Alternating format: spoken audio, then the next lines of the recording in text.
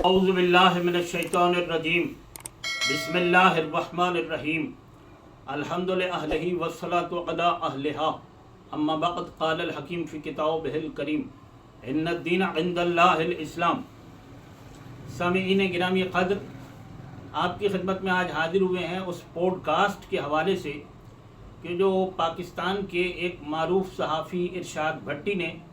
خطیب پاکستان حجت الاسلام والمسلمین مولانا سید شہنشاہ حسین نقوی صاحب کی رہائش گاہ پر جا کر ان سے ایک انٹرویو کیا، ایک پوڈ کاسٹ کیا،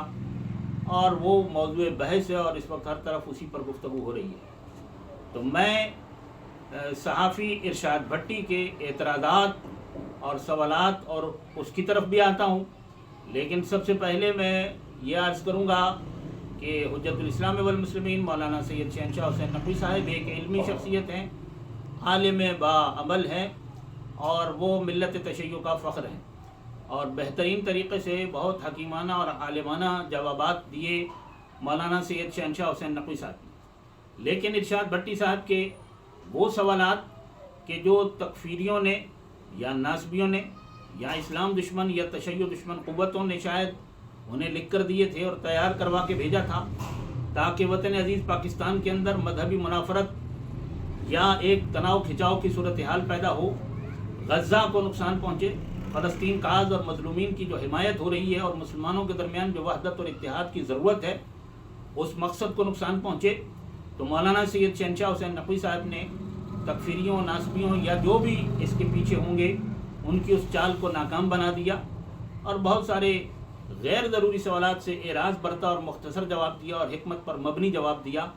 قبلہ ہر سوال کا کھل کر بھی جواب دے سکتے تھے اور انہوں نے بہت اچھے جوابات دیے، علم کے ساتھ دیے، حکمت کے ساتھ دیے، تدبر کے ساتھ دیے، لیکن ہر سوال کے جواب میں بہت زیادہ تفصیل میں جانا خلاف مصلحت و خلاف حکمت سمجھتے ہوئے انہوں سے اعراض برتا۔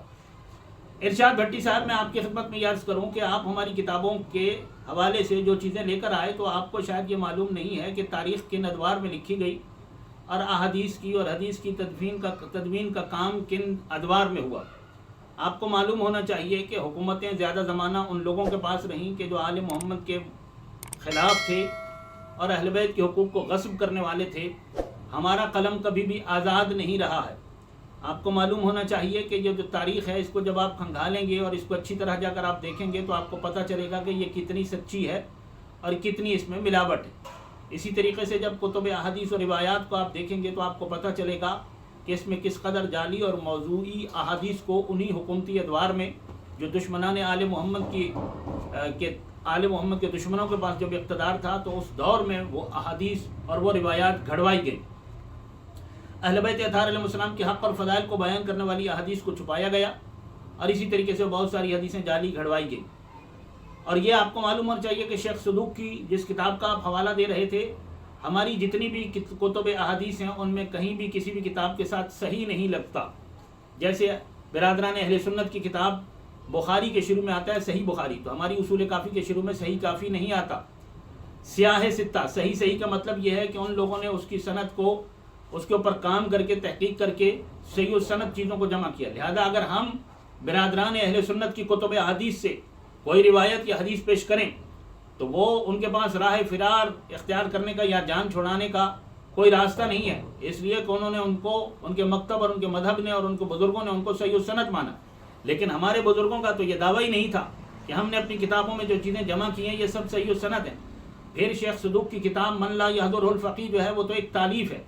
آپ کو تالیف، تصنیف اور تحقیق کا فرق معلوم ہونا چاہیے۔ مؤلف یعنی جمع کرنے والا، تالیف جو چیزیں جمع کی گئی ہیں۔ تو جب کوئی چیز جمع کی جاتی ہے تو ہر طرح کی چیزیں جمع ہو جاتی ہیں۔ ہمارے یہ بزرگ خود کہہ کر گئے ہیں کہ ہم نے ہر طرح کی چیزوں کو جمع کیا، ہمارے پاس اتنا وقت نہیں تھا۔ ہمارے بعد والے جو علماء ہیں ان کی ذمہ داری ہے کہ وہ تحقیق کریں اور جو صحیح و سند چیزیں ہیں انہی کو مذہب کے عقائد اور احکام کے سلسلے میں بنیاد قرار دیں۔ ہمارے ہاں اجتہاد ہے، ہمارے ہاں زندہ مجتہدین کی تقلید کی جاتی ہے، علم اور رجال کی بنیاد پر احادیث کو جانچا جاتا ہے، اور جو صحیح و سند احادیث ہوتی ہیں وہی ہمارے عقائد اور احکام کے لیے بنیاد قرار پاتی ہے۔ جن روایات کا آپ نے حوالہ دیا ہمارے مذہب اور ہمارے مکتب میں یہ کبھی بھی تسلیم شدہ نہیں رہی ہیں اور ہمارے بزرگوں نے ان کو کبھی بھی صحیح و سند نہیں مانا ہے۔ مزید آپ تحقیق کیجئے، آپ نے جن چیزوں کو اعتراضات کا باعث بنایا وہ ہمارے ہاں ہمارے مسلمات میں کبھی رہی ہی نہیں ہے، ہم نے کبھی ان کو صحیح و سند مانا ہی نہیں ہے۔ کہنے کو ابھی اس وقت بہت کچھ ہے لیکن وقت کی کمی کے باعث میں دوسرے کسی موقع پر عرض کروں گا کہ بہت زیادہ تفصیل کے ساتھ ارشاد بھٹی صاحب آپ نے صحافت کے